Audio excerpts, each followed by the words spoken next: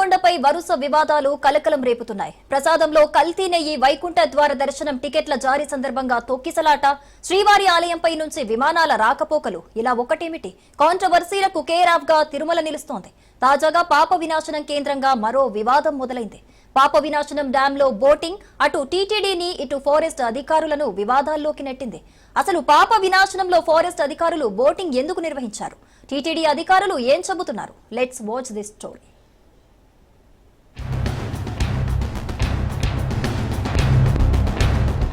తిరుమల నీటి అవసరాలకు ముఖ్య ఆధారంగా నిలుస్తుంది పాప వినాశనం రిజర్వాయర్. తిరుమలలో దాహార్తిని తీర్చేందుకు భక్తుల అవసరాల కోసం ఈ డ్యాంలోని నీటిని వినియోగిస్తుంది టీటీడీ. అయితే పాప వినాశనం డ్యాం రాష్ట్ర అటవీశాఖ పరిధిలోని అటవీ భూభాగంలో ఉంది. ప్రస్తుత పాప వినాశనం తీర్థం సైతం రాష్ట్ర అటవీ భూమిలోనే ఉంది. పూర్వం ఇక్కడ దుకాణాలు, ఇతర అంశాలు టీటీడీ ఆధ్వర్యంలో ఉండేవి. కాలక్రమేణా ఇక్కడ అన్ని అంశాలను ఫారెస్ట్ డిపార్ట్మెంట్ తన పరిధిలోకి తీసుకుంది. పాప వినాశనం పరిధి అంతా రాష్ట్ర అటవీశాఖ అధికారుల హస్తగతమైంది. అప్పటి నుంచి పూర్తి స్థాయిలో ఫారెస్ట్ అధికారులు పాప వినాశనంపై ప్రత్యేక దృష్టి పెట్టారు.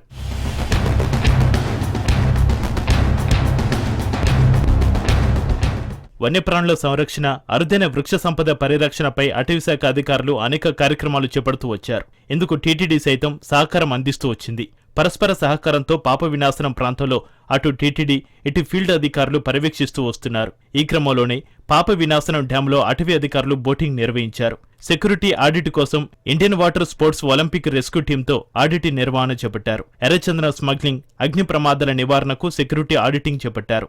అసాధారణ పరిస్థితుల్లో డ్యాంపై బోటింగ్ సహాయంతో రెస్క్యూ ఆపరేషన్ చేపట్టాల్సిన పరిస్థితిపై అవగాహన కోసం బోటింగ్ నిర్వహణ చేపట్టారు. పాప వినాశనంలో ఉన్న కొందరు ఈ బోటింగ్ ట్రయల్ రన్ నిర్వహించిన వీడియోను సోషల్ మీడియాలో పోస్టు చేయడంతో వైరల్గా మారింది.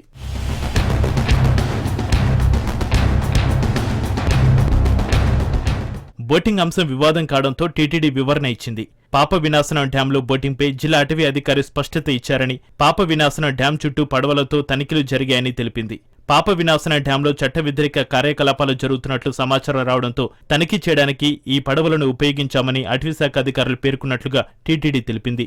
తనిఖీలకు వినియోగించిన సంబంధిత పడవలను ఇప్పటికే వెనక్కి తీసుకురావడం జరిగిందని స్పష్టత ఇచ్చారు. ఫారెస్ట్ అధికారులు ఇచ్చిన సమాచారం మేరకు ఏ గ్రేడ్ రెడ్ శాండిల్ పాప వినాశనం అటవీ ప్రాంతంలో అధికంగా ఉన్నట్లుగా గుర్తించారట.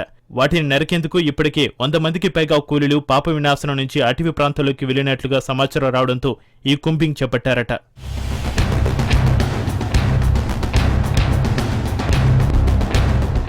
వైల్డ్ లైఫ్ రీసెర్చ్ అధికారులు అనేక మార్లు ఈ ప్రాంతంలో చిరుత సంచారం, ఏనుగులు, ఇతర జంతువుల ఆహారపు అలవాట్లపై అధ్యయనం చేశారు. ఈ అధ్యయనంలో పాప వినాశనంలో దొరుకుతున్న వృధా ఆహారానికి జింకలు, దుప్పులు, ఇతర సాధు జంతువులు అలవాటు పడ్డాయి. ఆ ఆహారం కోసమే జంతువులు అటవీ ప్రాంతం నుంచి పాప వినాశనం వైపు వస్తున్నాయని స్పష్టం చేశారు. వీటిని వేటాడడం కోసం చిరుతలు జనవాసాల్లోకి వస్తున్నాయని పేర్కొన్నారు. ఈ మధ్య కాలంలో అధికంగా ఏనుగుల సంచారం పాప వినాశనం ఘాట్ రోడ్లలో అధికమవుతున్నాయి. ఆ ఏనుగుల పట్టలో, తొండంలో ప్లాస్టిక్ వ్యర్థాలు గుర్తించారు. వీటన్నిటిపై అధ్యయనం చేయడానికి ఫారెస్ట్ శాఖ అధికారులు బోటింగ్ చేసినట్లుగా సమాచారం.